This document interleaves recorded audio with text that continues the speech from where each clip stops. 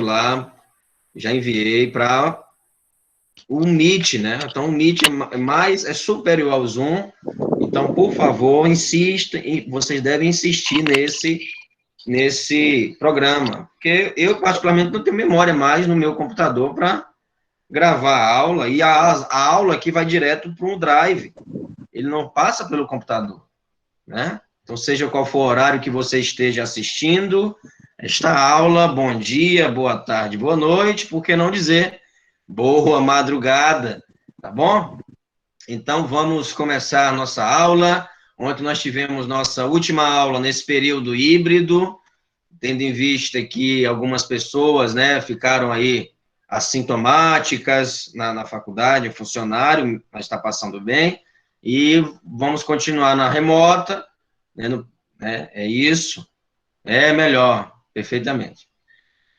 Entende, então, pessoal, ontem nós vimos na aula, né, só para reforçar o lembrete, que eu não tive a oportunidade de falar com a maior parte da turma, e quem for assistir depois pode pegar essas informações, será de maneira breve, eu irei expor aqui.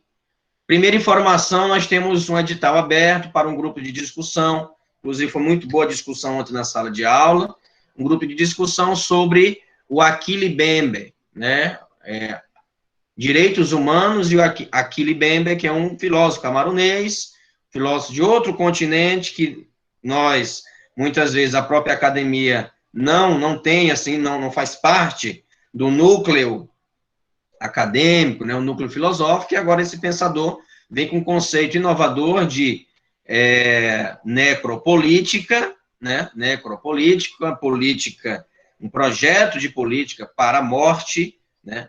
Depois, ontem também nós falamos, e aí você pode se inscrever nesse grupo de discussão, tá?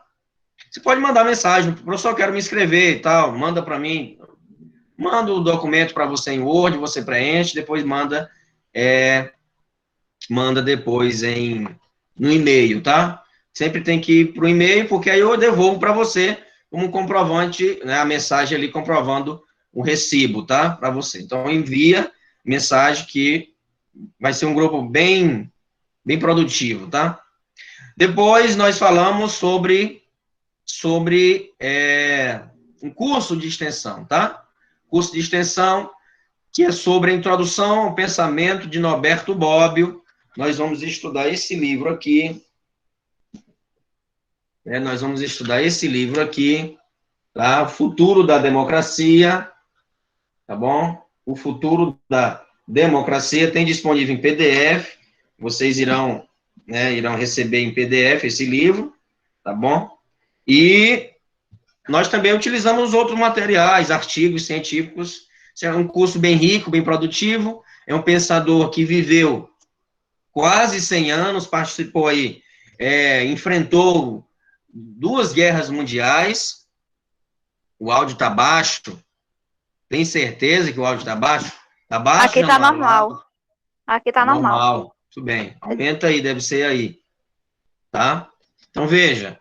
Então, 2 guerras mundiais, ele sobreviveu, né? Na Segunda Guerra Mundial ele foi acusado até de não ter, né, se mostrado ali contra, né, os ditames ali que estavam em questão, mas, enfim, depois ele confessou ali a meia-culpa, né, e se desculpou e tal. Bem, olha só, então o curso custa somente R$20, tá? O curso custa somente R$20, será online, será na plataforma, com as aulas assim também, né, ao vivo, mas a maioria das aulas serão online, ou seja, assíncrona. Eu gravo a aula e coloco para vocês na plataforma, tá certo? Tá bom? Então, pessoal, peço que vocês se inscrevam nesse curso, tá? Professor, tem ficha de inscrição? Como é que eu faço? Sim, também tem ficha de inscrição, você pode se inscrever, só mandar mensagem, você pode se inscrever, tem 3 bancos aí para você fazer a transferência, não sei usar Pix, não tem problema, tem Brasil, Caixa e Bradesco, tá bom? Por que esse curso? E é importante participar desse curso de extensão, Porque todo semestre você tem que apresentar um certificado de atividade complementar, né? De atividade complementar, tá bom? Todo semestre você tem que apresentar um certificado de atividade complementar e um certificado de 20 horas. Um certificado de 20 horas, tá? 20 horas, todo semestre.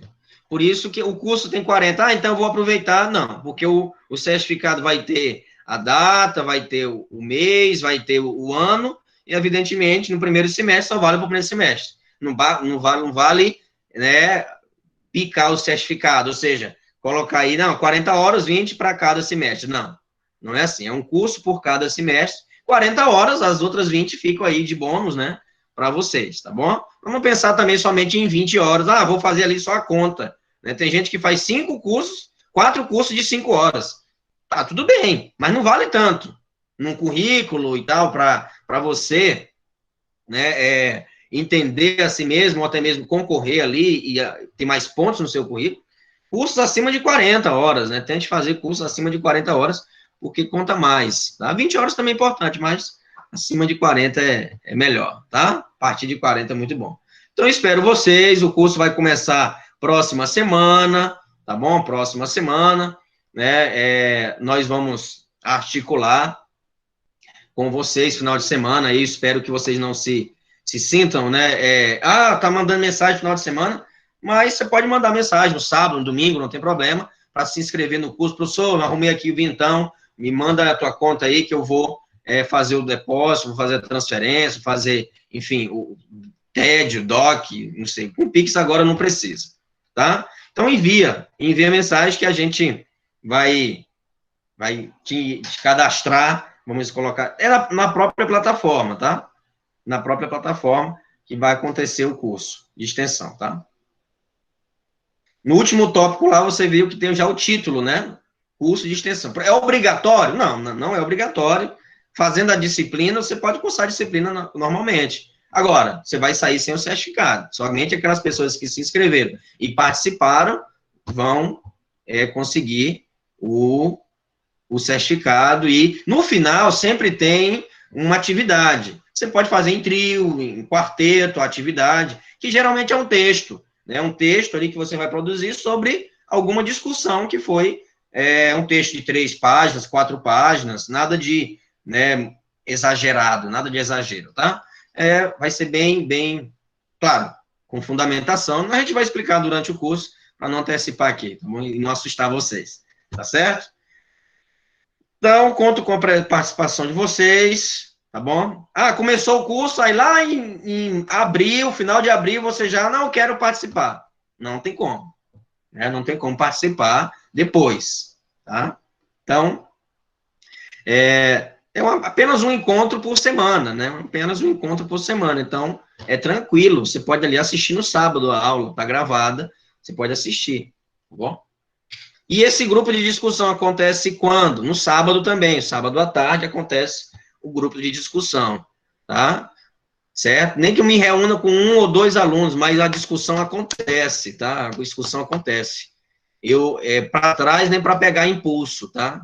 Para trás nem para pegar impulso. Então, para frente que a gente anda. Então, não tem problema. Ah, se inscreveu 5 pessoas, 4 pessoas, não tem problema. A gente continua com o curso e o curso vai acontecer. O primeiro curso de Bob eu fiz com 5 pessoas só. Foi bem no início da pandemia, no ano passado, em março. Já tinha divulgado o curso, todo mundo estava animado e tal, somente 20 horas. E aí aconteceu a pandemia, né? Veio e o curso continuou. O curso continuou, a gente enfrentou e deu tudo certo. Tá? É isso, né? As preliminares aqui, né, foram essas, e vamos falar agora sobre Édipo Rei, né? Um pouco, né, desse grande pensador que é Sófocles, tá bom? Que é Sófocles.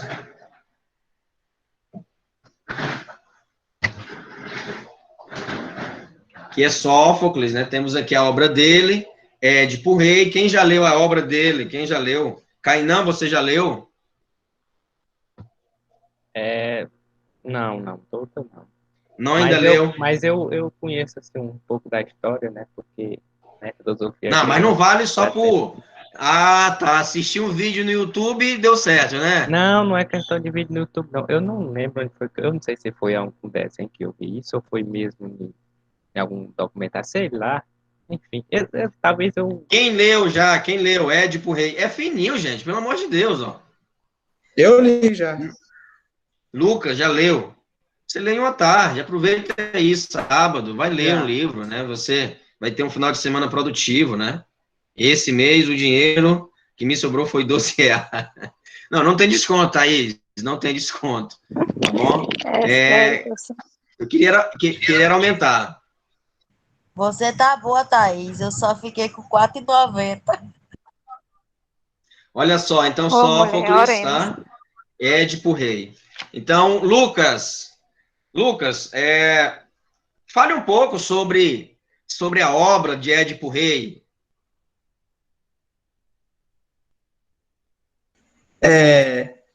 O que eu achei dela, assim?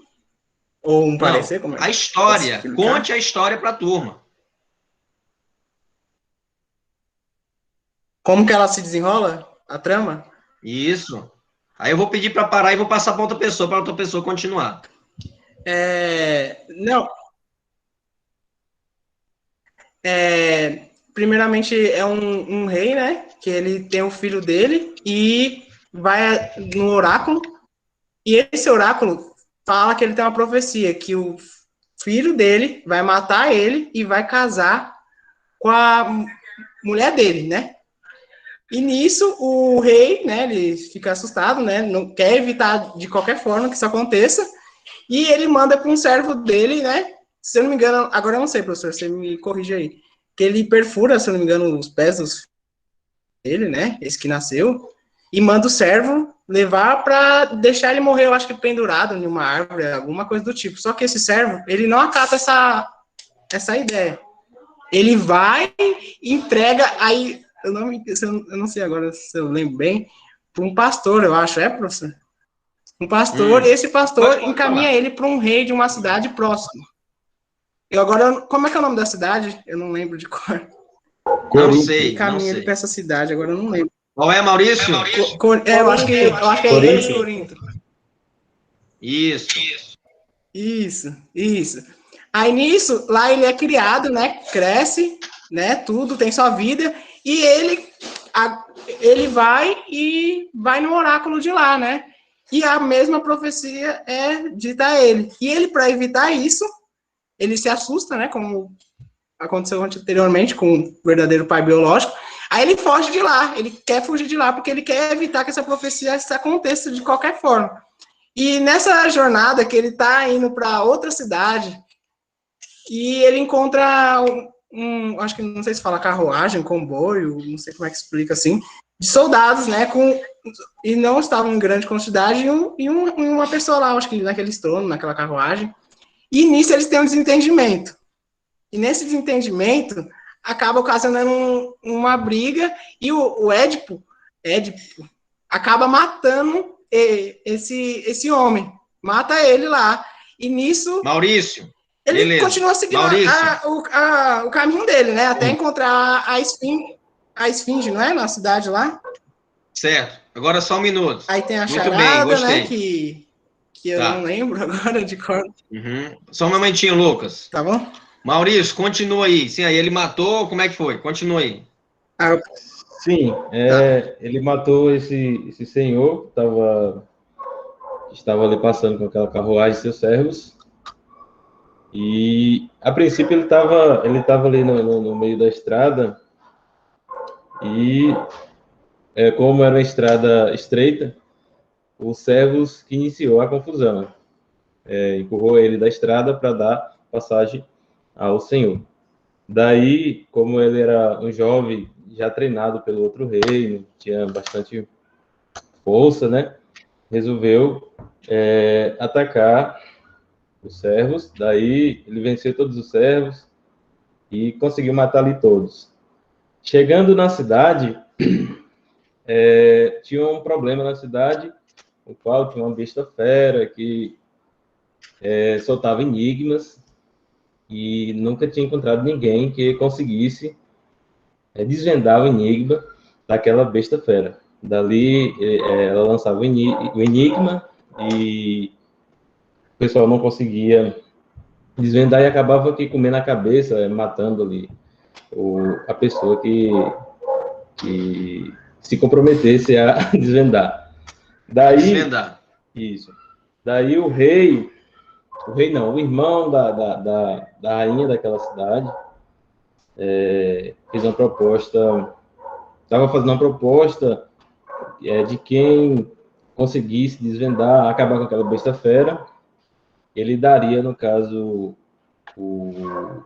a coroa, né, o trono, e daria a mão de sua irmã também em casamento.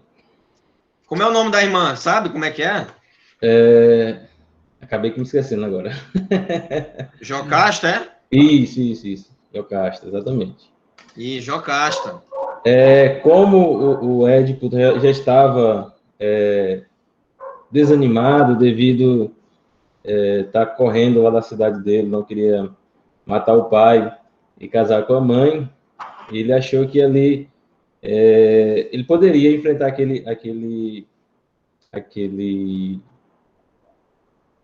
enfrentar a besta fera, né? E daí, se ele não conseguisse... A quimera, rapaz. Quimera, né? Isso. Aquele ser mítico, né? Cabeça Exatamente. de leão, cauda de... Né? Era uma coisa esquisita lá, que comia aqueles que não conseguiam desvendar. Isso. Como ele já estava desanimado, ele achou que se enfrentasse a fera não tinha nenhum problema morrer, né? Ele não queria que cumprisse aquela profecia dele casar com a mãe e tal. Daí ele aceitou a proposta. Qual foi a profecia, meu irmão? A profecia, no caso, seria de casar, matar o pai e casar com a mãe. Certo, mas eu quero saber qual foi o enigma da esfinge. Certo, vamos chegar lá. Daí ele aceitou. Sim, aceitou, ok. Fale o enigma, qual foi? Vamos ver se as pessoas sabem qual é. Não responda, Lucas. O enigma, acho que foi assim, pela manhã tenho 4 pernas, meio-dia tenho 2, e no final do dia tenho 3. E certo. Aí ele... Calma, não responde, né? Senão vai estragar. Não responde. O que é que tem durante o dia 4 pernas? Durante o dia 4 pernas. Durante a noite, durante a tarde, 2 pernas. E durante a noite, 3 pernas. Gente, essa charada se lembra da minha infância. Charada. Minha bisavó gostava. Pois é, então, Maurício, muito bem, Lucas, certo? Parabéns aí por ter lido. Coloquei lá um presente para vocês no grupo, que é o audiobook desse livro, tá? Então, você pega o seu celular, abre o audiobook, né, no computador, ou enfim, que é no YouTube, pode acompanhar a leitura do livro em PDF através do áudio, parando ali 2 horas e pensando na história, lendo, né, lendo. Então, acompanhe juntamente aí com o audiobook, tá? Quem não leu, leia. Não leia de tabela ou por tabela. Leia sempre a obra, né, tá ali. Então, eu irei ler a obra mesma, né? Então, não adianta pegar uma resenha na internet, pegar um videozinho no YouTube, né, para ler. Leia mesmo, tá? Então, 1 hora e 50 minutos você vai passar lendo a obra. Se você quiser acelerar o áudio, não tem problema, mas dá menos até de 1 hora e 50 para você ler essa obra aqui, tá? Então, essa foi a introdução aí dos narradores da história, Maurício e Lucas. Ficamos aí com o tempero. E a atividade é para você responder um estudo de caso, tendo como base um pensador chamado Jean-Paul Sartre. Professor, ele nem explicou esse pensador, é justamente por isso. É para forçar vocês a pesquisarem, entender o pensamento de Jean-Paul Sartre. Se você abrir o livro na no capítulo 22, tem lá, existencialismo jurídico, tá? Então, veja que Édipo teve o seu destino traçado, né? Matar o pai, casar com a mãe, né? Tem todo o destino traçado, pré-determinado. Tem pessoas que acreditam em destino, tem pessoas que acreditam em determinação, né? Tudo ali convergindo a um único fim, que eu não sei o qual é, mas tem alguma coisa me impulsionando a determinado objetivo, a determinado caminho.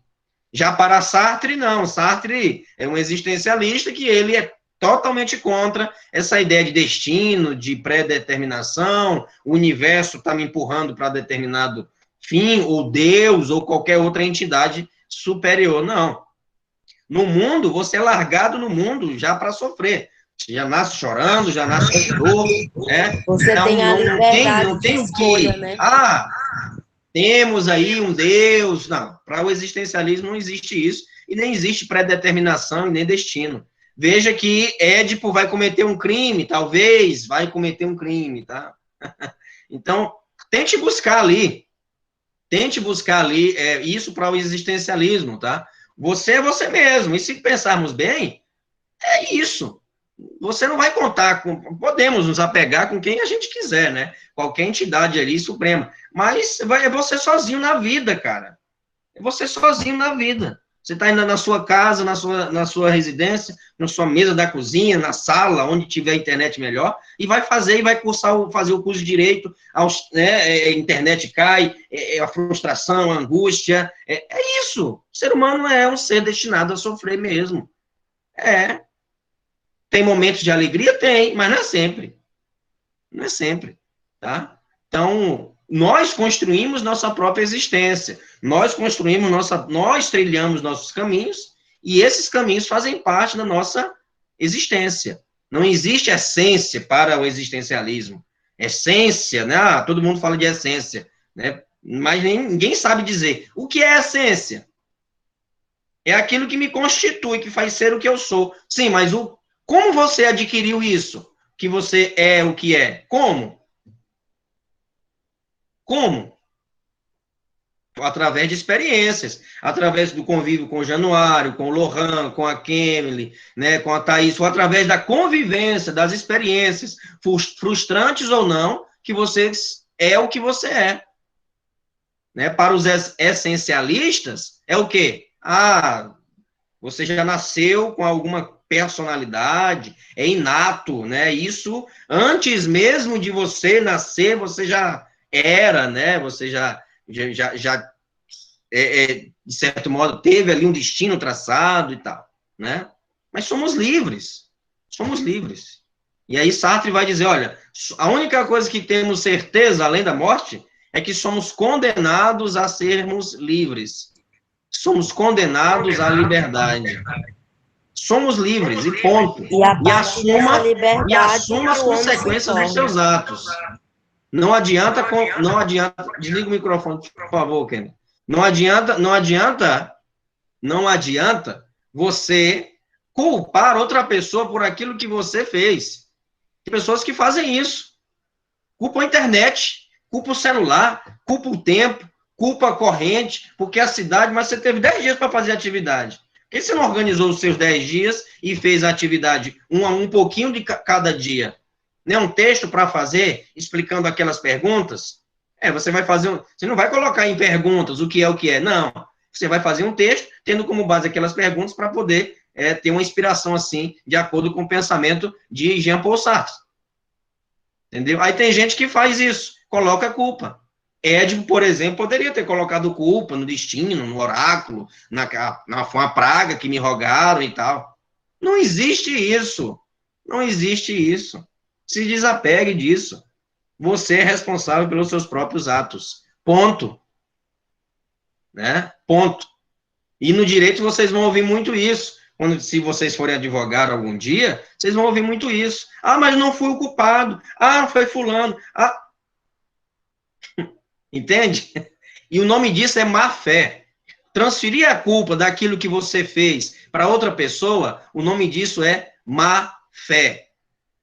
Assuma as consequências dos seus atos. Por isso que somos condenados, somos lançados aqui e ponto final. É você por você mesmo e... solidariedade, empatia, ok, ótimo. São palavras lindas, mas tem que ser demonstradas em atitudes. Muito bem, estamos nos solidarizando, ótimo, que bom. Perfeito. Né? Hoje eu gostei, vocês, que bom, gente, então vamos, primeiro a saúde, isso é solidariedade na prática, empatia, se colocou no lugar do funcionário, deve ser feito e tal. Ótimo, né? Mas nós sabemos que durante a vida não é assim. Né? Vocês vão receber no mercado de trabalho, na concorrência, vocês vão receber muitos nãos, vocês vão receber muitas patadas, vocês vão se frustrar também, né? Vão se frustrar, e é você por você mesmo. E lembre-se, somos julgados por aquilo que estamos falando e também por aquilo que escrevemos. Escrevemos. Eu não gosto de escrever, aprenda. Ninguém nasceu sabendo, tem que aprender a escrever. Tem que aprender a escrever. Me admiro muitas vezes as pessoas saírem do curso de Direito e não saberem escrever. Não sabem escrever. Eu pego, às vezes, peça e vejo aí. Não sou advogado, mas se você buscar aí no Jus Navegante, né, por algum nome de advogado, você vai ver que, às vezes, tem erros terríveis. Ou Jus Brasil, né, que é um site de busca de jurisprudência, né? Erros terríveis. Repetição de termos. É horrível isso. Pô, você estudou 5 anos, cara. Estudou 5 anos. Não são 5 dias. São 5 anos. Batendo pestana. E aí você vai sair do curso de Direito sem saber fazer uma redação, uma dissertação, fazer uma... Pô, peraí. Não dá, né? Fundamentar, utilizar os conectivos corretos, utilizar sinônimos ali para não repetir palavras. Tem que ter isso em mente. Mas é pandemia. Ok, estamos passando por um momento difícil? Estamos. Isso é inegável. Temos que tirar uma coisa boa. Eu não vejo nada bom. Eu não consigo ver. É pandemia, gente. Porque aprendemos muito tecnologia e tal. Você poderia aprender sem pandemia. Para vir a pandemia, para aprender tecnologia, Ave Maria, que castigo é esse? Né? Poderia aprender sem pandemia. Né? Poderia aprender. Então, mas podemos nos esforçar. Podemos nos esforçar, por isso que toda atividade terá um texto. Toda atividade terá um texto para você produzir. Né? A última atividade é uma prova, que é objetiva, são questões que você ali vai marcar verdadeiro, falso, certo e errado, e aí são 10 questões, 15 questões, e tem 1 hora ali para você responder. Tá? Mas toda unidade teremos ali o exercício da escrita. E não pegue da internet. Não pegue da internet, faça por você mesmo. Fundamente, estude, mande mensagem para mim, se eu não puder responder, às vezes eu respondo rápido, parece que é grosseria, mas não é, porque tem muitas pessoas falando, e aí eu respondo ali objetivamente, sim, não, tá certo, tá errado, é assim, eu gravo um áudio ali, curtinho, tá? Mas não desiste no primeiro, não sei fazer, vou largar para lá, vou ficar sem nota, não faça isso, porque aqui é um aprendizado, e o momento de errar é agora, tá? Bem, dito isso, eu gostaria de pedir aqui o Lohan, você chegou a assistir a aula ontem, gravada? Você chegou a assistir a aula ontem? Ainda não, Talpa. Eu tava na roça, cheguei agora de tarde só. Tá certo. Januário, você chegou a assistir a aula ontem?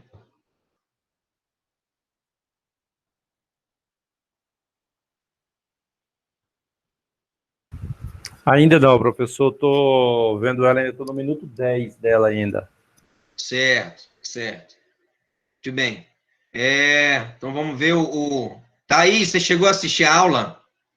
Não, professor, só final de semana que eu consigo acompanhar, a que eu perdi. Certo. Um pouco aí sobre os sofistas. Quem foram os sofistas?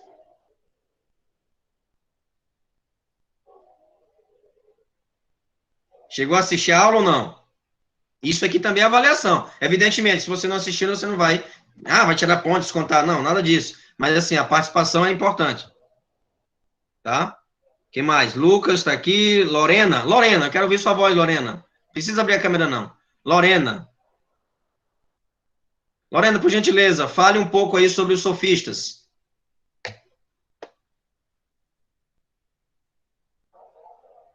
Lorena. Cadê você, Lorena? Saiu da sala?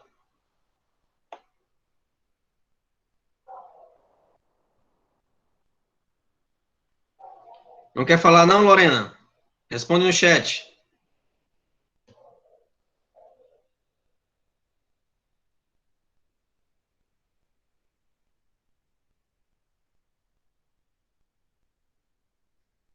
Tá, tudo bem.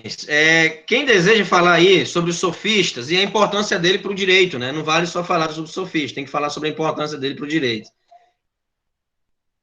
Quem gostaria de falar? Kainan.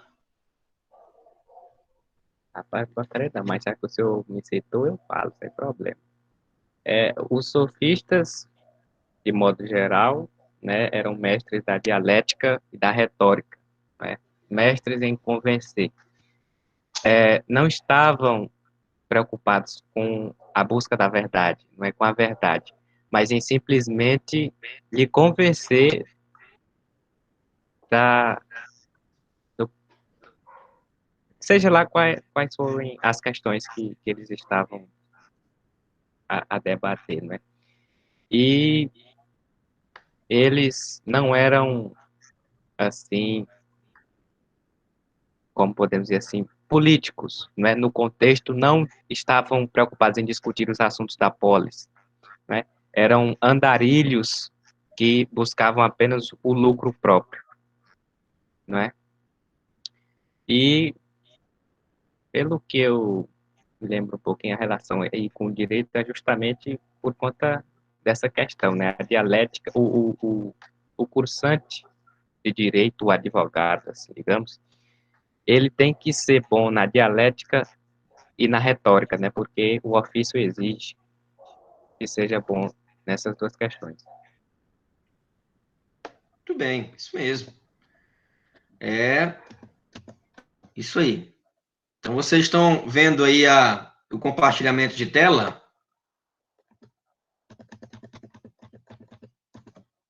Sim ou não? Sim. Estão vendo eu passando aí a tela? Sim. Sim. Tá. Sim. professor. Muito bem. Então, veja bem, você, Kainan, respondeu muito bem, é isso aí, os sofistas são mestres na arte da oratória, da retórica, e com relação à retórica e oratória, é um recurso que vocês vão ter que aprender, vão ter que utilizar, né? Agora, também é importante destacar que os sofistas, eles relativizavam a justiça, né? Relativizavam a verdade.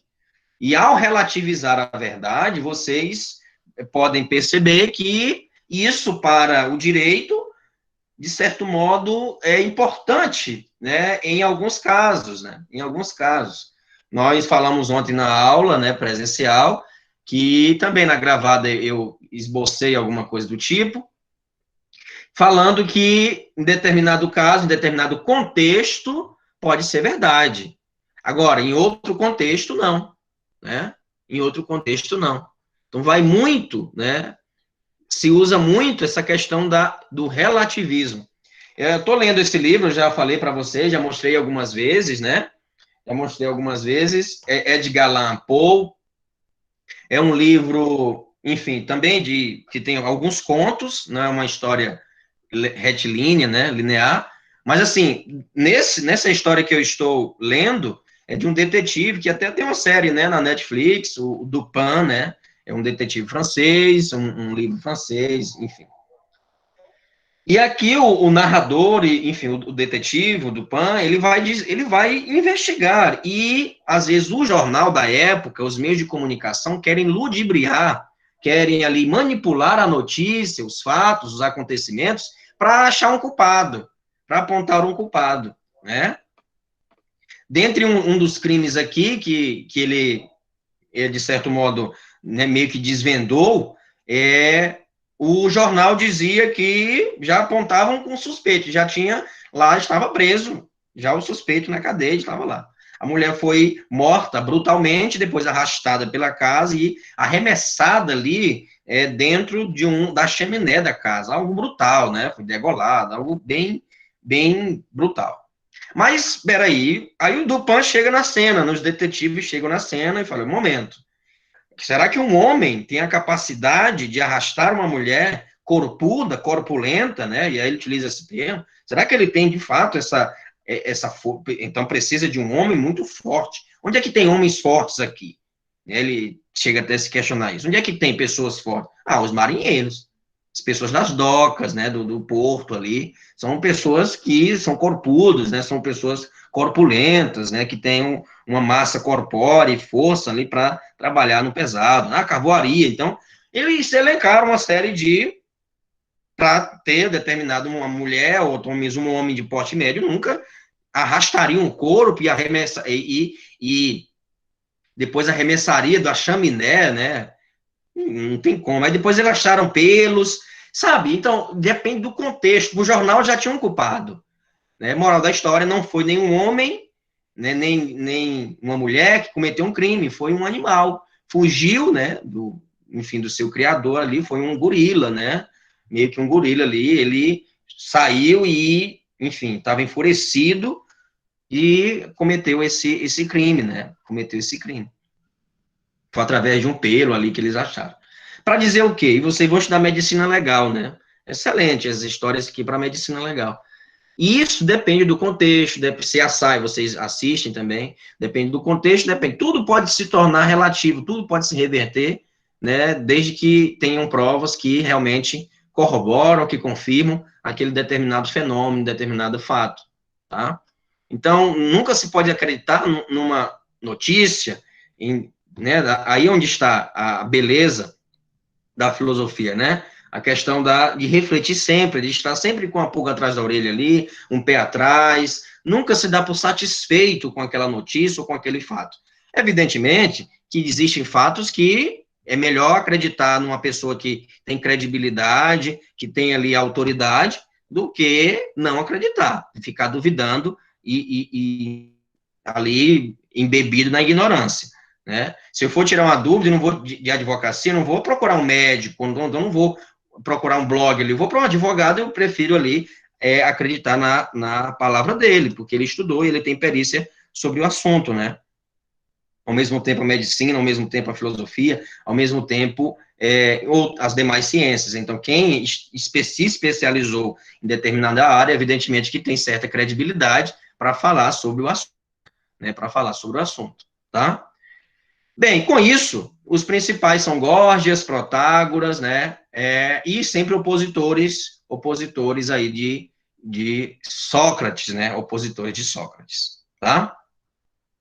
O cenário sofístico, e nós falamos ontem, o cenário sofístico, eles viviam, são andarilhos, como muito bem colocou o Kainan, são profissionais, digo sempre que são os primeiros advogados, não fazer essa alusão, né, fazer essa comparação, tá certo? Sem nenhuma ofensa, mas o termo sofista se tornou uma ofensa quando alguém quer insultar, que de certo modo está faltando com a verdade, a pessoa se menciona o sofista como alguém que está ali faltando com a verdade ou falando meias verdades, né? Desse modo, nós vamos estudar agora, né, Platão. E como vocês viram no título dessa aula, temos Platão igual, né? Faltou aqui os 2 pontos, né? Faltou aqui os 2 pontos, mas a gente coloca agora. Platão, idealismo, virtude, transcendência ética. Platão, idealismo, virtude e transcendência ética. Professor, o que é transcendência? Alguém poderia falar o que é transcendência? O que é transcender? O que é transcender? Transcender não seria sair desse plano para um outro? Perfeitamente. Isso mesmo. Ultrapassar as fronteiras do imanente. Transcender é o quê? Ultrapassar, né? Nós estamos em um mundo, ou seja, na imanência. Nós pegamos, enfim, podemos ver, somos, né, sentidos também. Já a transcendência é aquilo que transcende os sentidos, né? Transcende os sentidos. Transcender vem disso, né? Transcender. E ultrapassar, né? Ultrapassar as fronteiras ali, né? Não somente do mundo, né? Mas até mesmo de fenômenos reais aqui que nós estamos vendo. E aí vem transcendental, transcendentalismo, né? A transcendência, a noção de transcendência opõe-se à de imanência, designando algo que pertence a outra natureza, que é exterior, que é superior a, enfim, que é superior, né, que ultrapassa, que é superior. Né? Transcender é aquilo que realmente ultrapassa ali os limites não da razão, também, né, de certo modo, para quem não quiser acreditar, não é obrigado, né? Deus, por exemplo, falar de Deus, aí já é uma perspectiva transcendência. O Deus de Platão, né, os deuses daquela época, enfim, é um período, né, ou seja, aqui estamos falando de antes de Cristo, acreditavam também, e em todas as civilizações que vocês podem imaginar, sempre há uma entidade, sempre há um ser superior, né, os incas, os maias, astecas, também até os australopitecos, os hominídeos, também acreditavam, né, tinham essa, vamos dizer assim, esse impulso por acreditar se apegar a algum ser superior, que transcende o mundo, né. Continuando, a principal parte, né, do platonismo, e Platão, e aí vamos falar também de Sócrates, porque foram discípulos, mas quando a gente vai sair dessa Grécia? Nunca sai da Grécia, vamos para a Itália, para a França, não, vamos chegar lá. Mas tudo começou aqui, e não tem como a gente, tem alguém querendo acessar? Permitir aqui. Certo? Então, vamos sim, adiante, tá? Vamos estudar até os mais recentes, tá bom? E vocês vão observar que muito do que os pensadores posteriores a esse período da Grécia falaram, esses pensadores estão refletindo, de certo modo, sobre a Grécia, sobre Platão, evidentemente com outras palavras, né? Como vocês vão poder perceber, vão poder analisar e estudar. Continuando, a principal parte do conjunto de premissas socráticas vem desembocar diretamente no pensamento platônico. De fato, Platão, o discípulo mais notável de Sócrates e o fundador da academia, por meio de seus diálogos, Fedro, a República, que especificamente abordam a questão, devolve com acuidade os mesmos pressupostos elementares do pensamento socrático. Ou seja, a virtude é conhecimento, e o vício existe em função da ignorância das pessoas, né? Enfim, dos homens.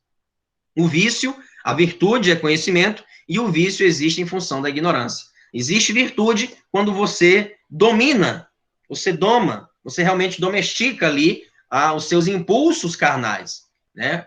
Disciplina pode se tornar, sim, uma virtude. Rapaz, aquela pessoa é muito disciplinada.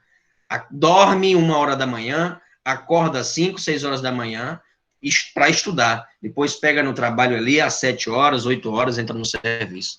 Então, é disciplinado. Ele não quer, às vezes não quer fazer isso. Mas a disciplina é o quê? Eu até compartilhei um vídeo muito bom lá no grupo e que falava a diferença entre motivação e disciplina. A disciplina é a capacidade de você dizer não a você mesmo. De você dizer não a você mesmo. Não adianta nada a pessoa estar motivada se ela não é disciplinada. Não adianta, tá? Se a pessoa não é disciplinada. Você pode ver 1000 vídeos de YouTube de motivação. E se você não for disciplinado, você não vai chegar ao seu objetivo nunca. Né? Você não vai. Sempre vai postergar e vai se entupir de motivação, mas se não pratica, não adiantou nada a motivação. Então, você não é uma pessoa virtuosa nesse sentido. Pode ter outras virtudes, mas a disciplina não é uma das. Tá? Então, a disciplina é a capacidade de você dizer não a você mesmo. Por quê? Eu quero assistir filme, eu não vou, porque tem atividade para o professor fazer. Se eu concluir, e se der tempo, e primeiro a obrigação, depois a diversão. Ponto. E isso é o princípio básico da disciplina. Primeiro a obrigação, depois a diversão. E estamos conversados. É isso, tá? Disciplina é a capacidade de você dizer não a você mesmo, aos seus impulsos carnais. Eu adoro comer doce, adoro tomar refrigerante, mas se eu tomar demais, eu irei adquirir diabetes, ficar uma pessoa diabética. Então, eu vou dizer não, vou comer ali, mas moderadamente. Entende? Então, é isso. E a disciplina é essa, capacidade de dizer não a você mesmo. Adoro assistir filme, mas não vou assistir filme porque eu tenho um livro de Édipo Rei para ler e depois tem um estudo de caso, que eu vou tirar nota máxima nesse estudo de caso, porque eu vou escrever ali coerência com o que está pedindo. Pronto. Depois, se der tempo, eu faço. Primeiro, obrigação, depois a diversão. Certo? Em decorrência, bem, então, Platão, Aristóteles tem, né, muito a ver com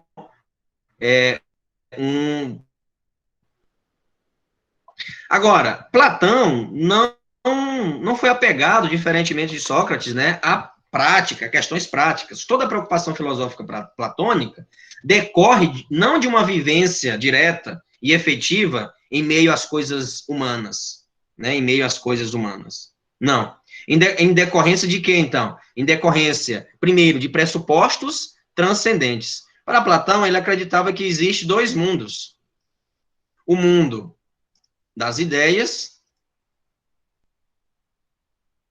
Olha que interessante, das ideias e o mundo sensível. Certo? O mundo material. O mundo das ideias é o que Santo Agostinho, depois, na Idade Média, vai falar que é o céu. Né? Ixi, Maria, acento no tá? Céu, que é o céu. Vai, de certo modo, cristianizar as ideias de Platão. E o mundo sensível é o quê? É a Terra. Certo? É a Terra. Mas, para Platão, o mundo sensível corrompe o mundo das ideias, de certo modo, por quê? E aí, aqui nós temos o corpo, né, para falar em uma linguagem mais prática, temos o corpo, e aqui nós temos o que? A alma. Tá? O corpo corrompe a alma, o corpo aprisiona a alma, e só se consegue a libertação com a morte. Né? Mas a alma, ela não é criada para Platão, ela já existe. Né? Ela já existe. Não se pode criar almas para Platão, né? Uma linguagem platônica. Ela já existe e vai mudando. E aí já temos aí uma... Veja como muito do que nós falamos hoje em dia, os gregos já pensaram. Tá? Já pensavam, né? Então, professor, então isso tem muito a ver com a reencarnação, é justamente isso. Então, se você trilhou uma vida de bondade, de virtude, de compromisso, responsabilidade, você, né, ao morrer, sua alma vai migrar, né, para outro corpo, né, vamos colocar assim, para outro corpo, e aí sim pode passar por um processo de purificação ou não. É tanto que às vezes nós brincamos no dia a dia e falamos, nossa, em outra vida eu fui muito ruim, né? Porque hoje nessa vida eu estou sofrendo muito. Então, assim, só para ilustrar, né? Ilustrar que a linguagem platônica se assemelha muito com o Allan Kardec, né? Com a doutrina espírita, né? Com a doutrina espírita, tá? Mas, para além disso, para ilustrar aqui o pensamento platônico, não se vê Platão na praça pública, degladiando, falando, né, como Sócrates falava, através, evidentemente, de palavras, com argumentos. Não. Platão é tanto que se isolou, né, ele fundou uma academia, juntamente com seus discípulos, ele fundou uma academia ali, e o nome recebeu isso mesmo, de academia, ou seja, é um espaço reservado de paz, de serenidade, para você pensar e compartilhar suas teorias, tá? Quando a condenação de Sócrates firmou a hostilidade da cidade ao filósofo, a qual era inerente à politicidade do indivíduo, iniciou-se um processo acadêmico de distanciamento da cidadania participativa. Então, como vocês podem perceber, houve um distanciamento aqui por parte de Platão da cidadania participativa. Sócrates ensinava nas ruas. Platão se decepcionou com os 30, né, os 30 tiranos, né, na época, esse período da política, né, e fundou a sua academia e realmente decidiu que o objetivo da filosofia era conduzir o homem a uma educação o quê? Uma educação cidadã, que levou o nome, e o nome em grego é paideia. Paideia. Tá? Paideia. Certo? Então, desse modo, nós podemos observar que existem 3 tipos de alma para Platão. Isso tudo vai desembocar lá no ideal de justiça dele, né? O ideal de justiça dele. O que há é que a prudência, ou seja, a fronese socrática, converte-se em vida teórica, né? Bios teoréticos, né? Isto é, bios teoréticos, a vida virtuosa, declarada como a formas das vidas entre as possíveis e desejáveis formas de vida humana. Filósofo, cavalheiro. Então, para Platão, ele acreditava, e ele vai responder e falar numa obra chamada A República, que existem pessoas já predestinadas. Existem pessoas que já nasceram com uma alma, e essa pessoa é destinada a cumprir determinado ofício. Por exemplo, existe pessoas já com a alma logística, com a alma voltada para a lógica, né? Aí são os estudiosos, são as pessoas que realmente pensam, aí tá na cabeça, né? Ou seja, tem habilidades cognitivas, né? Raciocínio lógico e tal. Já a alma irascível são as pessoas mais do combate, né? As pessoas que têm esse impulso, né? E esse, vamos colocar assim, instinto de defesa, de proteção. A alma apetitiva, ou seja, de baixo do ventre, e isso tem tudo a ver com a produção, com atividades práticas, né? E, de certo modo, se pensarmos, né, na vida real, ao nosso redor, podemos refletir da seguinte forma: de fato, existem pessoas que são mais hábeis com as mãos, né? Por exemplo, se comparar a habilidade que um carpinteiro tem ali com os seus materiais, né, com a plana, com diversos instrumentos da carpintaria, eu vou ficar ali e ver navios. Bora lá, você tem essa tora de madeira, construa agora uma mesa. Eita, vamos lá, então. A minha mesa vai ficar ali bem aquém do que o carpinteiro pode fazer com aquela madeira. Então, de fato, tem uma verdade aqui, né, tem um sentido lógico para Platão seguir e pensar sobre isso, tá? Bem, a ciência só é possível do que é certo, eterno e imutável. É tanto que Platão agora vai falar em uma justiça que está para além do que nós podemos ver, né? Uma justiça que é imutável, que é eterna.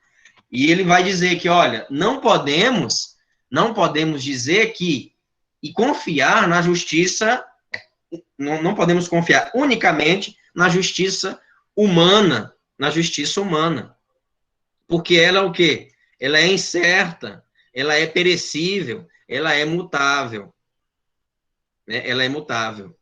Do que se disse anteriormente, somente a alma lógica é capaz de ciência, né? Ou seja, e nós temos aqui a escola de Atenas, Rafael de Sâncio, e aqui nós temos Platão com o dedo para cima, e temos aqui Aristóteles falando aqui, calma, Platão, vamos ficar aqui mesmo, deixa de viajar no mundo das ideias, vamos encarar a imanência.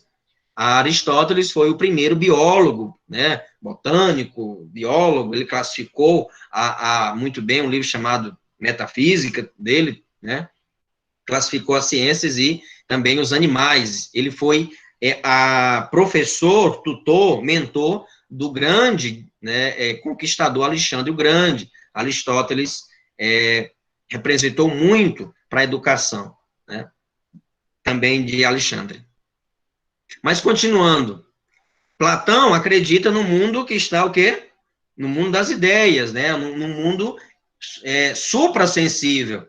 Ele acredita que qualquer forma de expressar o mundo sensível é vazia. O mundo inteligível, no caso, o mundo das ideias, está fadado ao fracasso, porque não se pode, né, alcançar isso por objetos, ou até mesmo por arte, ou por escultura, nada disso. Né? Então, está para além, realmente transcende qualquer noção, né, noção humana.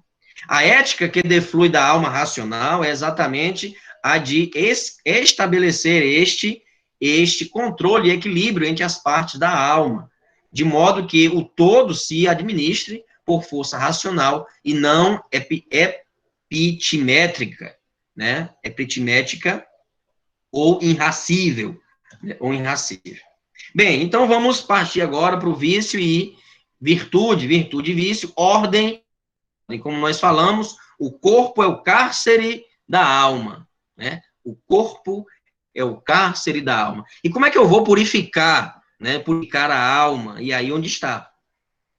Né? Aí onde está? Você não pode se entregar, e aí segundo, claro, evidentemente, Platão, se entregar aos prazeres, né? Se entregar ali enfim, aos luxos da carne, tá? Veja que uma linguagem bem cristã, né, e tal, porque isso o cristianismo vai aproveitar muito, né? Enquanto Santo Agostinho cristianizou, vamos colocar assim, Platão, São Tomás de Aquino vai cristianizar, vai absorver muito da filosofia de Aristóteles, tá? Então, cada parte da alma exerce uma função, né? Uma função, e estas funções delimitadas, sincronizadas e direcionadas para seus fins, são a causa da ordem e da coordenação das atividades humanas. Assim, as diversas faculdades humanas estão dotadas de aptidões. Todos nós temos aptidões, né? Temos propensão a determinada coisa, segundo Platão, segundo essa teoria, tá? Essa teoria. Platão realmente classifica as almas e as pessoas. É um bem segregatório. Agora, eu não posso julgá-lo, é um pensador de 2000 anos atrás. Eu não posso dizer assim, não, Platão era racista, era machista, era misógino. Eu não posso dizer isso, porque teve um contexto, uma época, um período. Para você ver, Aristóteles era a favor da escravidão. Ele escreveu isso. Né? Aristóteles era a favor da escravidão, e ele justificou. Se eu for executar todas as atividades domésticas, todas as atividades ali, enfim, de cozinha, de compras e de tudo, eu não vou ter tempo para pensar, não vou ter tempo para raciocinar, não vou ter tempo para refletir. Então, ele que chamaram os gregos isso de ócio criativo. Ócio criativo. Agora, eu não vou também condená-los, né? E não podemos também colocar Platão e Aristóteles de paraquedas no século XXI. Não muitas questões que acontecem hoje, Platão e Aristóteles não respondem. Por quê? Teve um período, teve uma época. Tá? Teve um período e uma época. O visão platônico tem a ver, portanto, com o domínio das tendências irascíveis e concupiscíveis humanas, tudo com vista à supremacia da alma. Mais uma vez aqui, uma ilustração para nós observarmos. Tem a alma racional, tem a alma irracional ou irascível, né? Aquela mais enérgica, né? Pessoas mais voltadas, né? Vamos dizer assim, os guerreiros, os policiais, os soldados, tá? A alma irracional ou concupiscível, os artesãos, os agricultores, os comerciantes. Isso nesse período. Não significa dizer que eu estou chamando ou colocando aqui Platão como o pensador. Eu estou expondo o pensamento dele e, evidentemente, que Platão não serve à atualidade. Tá certo? Então, virtude significa controle, pessoal. Significa ordem, equilíbrio, proporcionalidade. E isso é a construção. Isso é a construção. Evidentemente que para Platão não já nascemos assim. Já nascemos dotados dessas inclinações.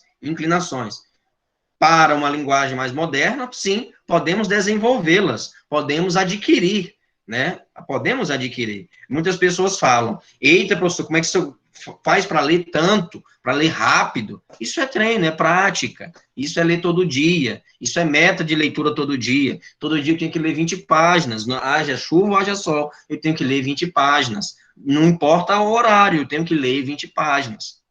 E ponto. É hábito. E aí, um hábito bom é o quê? Uma virtude. Um hábito negativo é um vício. É um vício. Se você costuma dizer, amanhã eu faço, amanhã eu posto, amanhã vai dar certo, amanhã você vai ser sempre o funcionário, o acadêmico, o estudante do amanhã. Amanhã vai dar certo, só amanhã, tá bom. Sempre vai atrasar as coisas, isso é um vício. Por quê? Se tornou um hábito, já se enraizou. Isso no mercado de trabalho também. Prazos para advogados, prazos para, enfim, analistas, servidores públicos ou não, é isso. Um funcionário relapso a gente conhece e vê a fama de longe também. Já um bom funcionário nós também conhecemos. Por quê? Questão de hábito. Pode ser positivo ou negativo. Desse modo, boa será a conduta que se afinar com os ditames da razão. Quem se afinar com os ditames da razão. Evidentemente que não somos só razão, somos também emoção. É evidente que é muito difícil isso, você se controlar, em determinado, mas isso é parcimônia, tranquilidade, tranquilidade. Porque no debate, por exemplo, e aí os sofistas tiravam de letra, E Sócrates que o diga, muito Sócrates, Porque utilizava a ironia, o sarcasmo e desconcertavam ali as pessoas. Sócrates também fazia muito isso, a ironia, mas uma ironia didática, uma ironia pedagógica, não para humilhar, não para ofender, diferentemente dos sofistas, Então, podemos dizer que, estamos já concluindo, pessoal, tá bom? Então, buscar a virtude é afastar-se do que é tipicamente valorizado pelos homens, que é o que mais ainda o mantém ligado ao corpo e o mundo terreno e procurar o que é valorizado pelos deuses, e que mais a distância, e que mais o distancia, melhor dizendo, do corpo e do mundo terreno. Então, sempre essa disputa entre, vamos colocar assim, o mundo suprassensível, o mundo transcendente, o mundo das ideias, e aí nós falávamos ontem na aula presencial sobre a ideia de cadeira, a ideia de mesa. De fato, nós sabemos que é uma cadeira. Nós sabemos que é uma cadeira e é para sentar. Independentemente da forma dela, independentemente do formato dela, sempre será uma cadeira. Sempre será uma cadeira. Independentemente do país que nós estejamos, sempre nós vamos ver uma cadeira como cadeira. Por quê? Antes mesmo de ser criada, já existe uma essência. E aí onde está? O que é essência? É aquilo que, antes mesmo de ser criado, eu já tenho a ideia daquilo que constitui a natureza da coisa, aquilo que constitui a natureza de determinado objeto. Tentem eliminar a ideia de cadeira da sua mente. Não tem como. Não tem como. Excluiu todas as cadeiras do mundo. Tem como fazer isso? Ou seja, excluir a ideia também? Não tem como. Uma vez implantado, enfim, pensada, não tem como você fazer. O homem deve ir aí onde ele vai dizer que existe uma ideia de bem, e dessa ideia de bem, bom, belo, e belo, onde emana todas as outras ideias. Ou seja, existem cavalos de várias cores, mas existe uma ideia universal de cavalo, que isso não pode mudar. Cavalo é cavalo, ponto. Existe também uma ideia universal de xícara. Existe, você pode ter qualquer xícara, de qualquer objeto, de qualquer tamanho, de qualquer cor, mas a ideia que constitui a xícara, faz dela ser xícara, já existe, antes mesmo da xícara. Certo? E também, ao mesmo tempo, a ideia de justiça. Por mais que os sofistas insistam nisso, em relativizar a justiça, existe uma ideia de justiça suprema a qualquer outra decisão aqui imposta pelos homens, para Platão. A justiça também transcende os manuais, os ordenamentos jurídicos e as leis. Por isso que, para Platão, não podemos absolutizar a justiça nas mãos humanas. Existe uma outra justiça, e aí, onde vamos ser julgados, enfim, isso aí evidentemente numa linguagem pagã, platônica, e posteriormente uma linguagem medieval, uma linguagem cristã. A alma que valoriza a mundanidade, ou seja, o mundo, as coisas do mundo, acaba por construir em torno de si certa corporalidade que possui o peso das carnes humanas e não leveza características dos deuses. Ao que deve visar o homem para que a sua ética se fortaleça? O homem deve visar para que a sua ética se fortaleça a bondade, o belo e o bem. Nunca deve se escravizar, se deixar possuir, assim, pelas coisas mundanas, né? Pelas coisas mundanas. Isso não é Bíblia, tá? É Platão dizendo, né? Veja como o pensamento platônico, né, se viu muito depois para outras teorias cristãs e religiosas.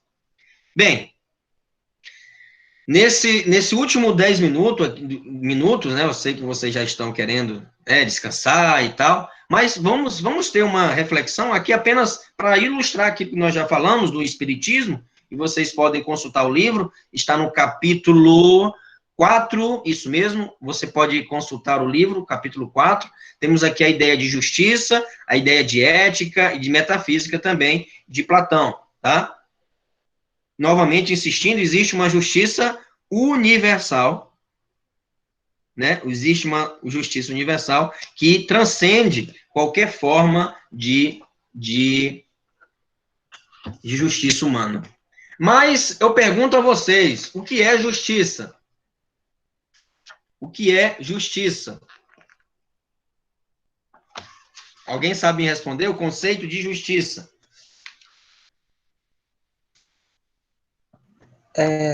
Posso tentar? Diga. Justiça é algo que visa o bem de todos, certo? Respeitando os limites de cada um dentro da lei, né? Eu acho que é basicamente isso, assim, bem brevemente. Isso. Muito bem. Ok, respondeu, né? Justiça, para os gregos, é dar a cada um o que é seu. Para os gregos, né? É dar a cada um o que é seu. Né? Nem mais, nem menos. Isso é justo. Né? Isso é justiça. E aí vai dividir, Aristóteles depois divide, né? Justiça distributiva, justiça comutativa. Justiça distributiva, por exemplo, é o princípio ético-político que estabelece a atribuição a cada um o que lhe é devido. Nem mais, nem menos. A cada um o que lhe é devido.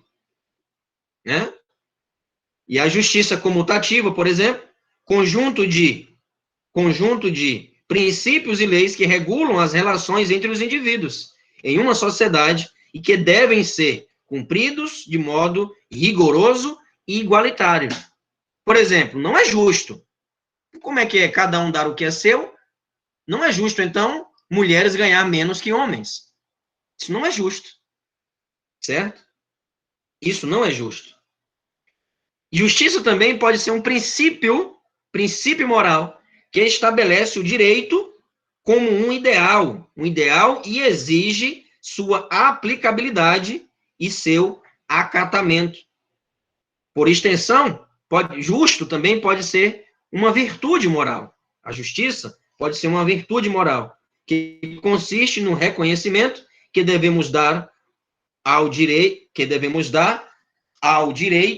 do outro, né? Direito do outro. Ou seja, justiça também, além de dar a cada um que lhe é devido, né? Isso é chamado de justo, né? Nós devemos resguardar também o outro a ter direitos, Se um outro eu, né? Ou seja, um outro tu, um outro ser humano passa por necessidade, é violentado, é estuprado, é escravizado, por mais que, eu me considero uma pessoa justa, fizeram justiça, né, em determinado caso, mas vivo e aí devemos, sim, nos sentir também injustiçados, porque um outro ser humano está passando por humilhação, né, por esse tipo de situação, né? Então, nós estudamos o período cosmológico, o período pré-socrático, né? Temos aí Sócrates, Platão, os sofistas, os pré-socráticos também, né? E estamos vendo os pré-socráticos primeiro, e agora o período socrático, antropológico, vimos Platão, Sócrates, Platão, aí na próxima aula vamos ver Aristóteles, e aí vamos mudar um pouco, dar um salto, né? Dar um salto e pular, de certo modo, ou apresentar rapidamente, desse período aqui chamado de período helenístico, tá? Período helenístico, grego, a patrística também, tá certo? Para, assim, também o medieval, vamos apresentar brevemente esses dois períodos aqui, nós vamos apresentar de maneira muito breve, não será objeto de prova, nada disso, tá? E aí nós vamos pular um pouco para o período renascentista, onde vamos estudar Maquiavel, Rousseau, Hobbes, Locke, Montesquieu, né? E em seguida, para nós passarmos para a filosofia moderna, e claro, evidentemente, o iluminismo, que daí nós vamos estudar Voltaire, vamos estudar Kant, vamos estudar Hegel, Marx, John Rawls, Habermas, todos os pensadores também, claro, Achille Mbembe, juntamente com outras mulheres, como Hannah Arendt, né, que também pode ser objeto, vai ser objeto, assim, de discussão em nossas aulas. Para discussões mais atuais, mais contemporâneas, e vamos seguir adiante, temos muito a fazer, a falar também. Bem, concluo essa aula com uma história, e aí, senta que lá vai a história, né? Eita, professor, mas você fala. Mas assim, né, para concluir, nós vamos concluir, e na próxima aula eu quero que você perceba, entenda, ou até mesmo comente sobre essa história que eu vou contar a vocês, com certeza vocês já ouviram, né? Eu quero que vocês contextualizem com o âmbito jurídico, tá? Com o meio, com o universo jurídico. Tá? Hoje nós vimos Platão, é um pensador que está mais preocupado, né, com a justiça, vamos dizer assim, transcendente, tá? Mas Platão, ele escreveu um mito da caverna, né? Um mito da caverna, que o mito da caverna tem o seguinte enredo. Tá lá 2, 3, 4 indivíduos numa caverna. E nessa caverna somente tem uma fresta de luz ali, né? E nessa fresta de luz passam pessoas ali, gesticulam, no mundo, né? Ou seja, no espaço ali, né? Para além da caverna, né? E ao passar ali, eles, na caverna, como tem somente uma fresta de luz, eles só veem as sombras do mundo externo, do mundo exterior. Eles estão ali com um rosto voltado para a parede, contemplando só as sombras, e para eles, aquilo é a realidade. Aquilo é a realidade, aquelas sombras é a realidade, e não existe outro mundo que não seja aquele das sombras. Até que um detalhe, eles estão aprisionados, eles estão acorrentados ali. Eles estão acorrentados.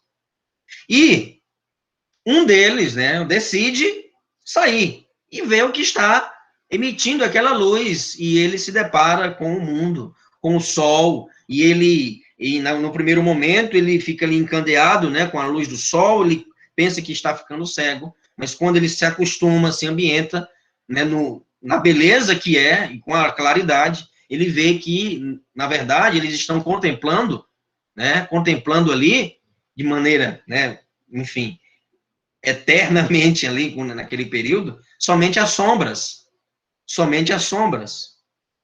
E aí? Né? E ele volta para chamar os outros. Não, então, nós estamos fazendo o quê? Só contemplando as sombras? Então, vamos ver mesmo que nós temos a vida. Corre para cá, amigos. Ele chama os outros, mas, infelizmente, ele é morto pelos outros colegas que estão ali aprisionados. Chamam ele de louco, você está louco, você quer nos matar, esse é o mundo dos mundos, só existe esse. E ele é assassinado ali pelos outros. Bem, fim da história. E aí eu quero que vocês pensem, né, saiam daqui pensando no universo jurídico, ou até mesmo no contexto que estamos vivendo, o que é a sombra, o que é a corrente, o que é... Isso é um simbolismo, evidentemente, e pensem bem, reflitam, até mesmo para, né, um exercício aí de análise, né, de observação interna.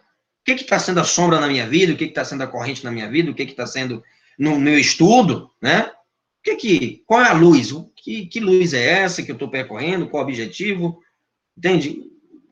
O que está me motivando a ir para a luz e muita coisa, às vezes, me impulsiona para voltar para as sombras, né? Para a escuridão, para as correntes. E eu quero que vocês reflitam, pensem, também no universo, no âmbito jurídico, o que nos motiva para, na próxima aula, vocês falarem sobre essas analogias, né, que vocês pensaram, tá bom? Sobre esse mito da caverna, essa alegoria da caverna de Platão. Certo, gente? Ok? Gostaram do MIT? Tá vendo como é bom aí? É ininterrupta, né? A gente pode passar até meia-noite aqui, se quiser, né? Tranquilo. Tá bom? Top demais, top. É bom, Bem é bom que melhor não do tem... que o Zoom. Esse negócio de link, vai link, volta link, me aceita, o professor tá ruim, travou aqui, caiu. Eu vejo aqui, ó, não caiu nenhum número de alunos, 13 alunos desde o início. Desde o início, 13 alunos, né? Então, pessoal, boa noite. Um bom final de semana. Não esqueça que nós temos um curso para se inscrever também.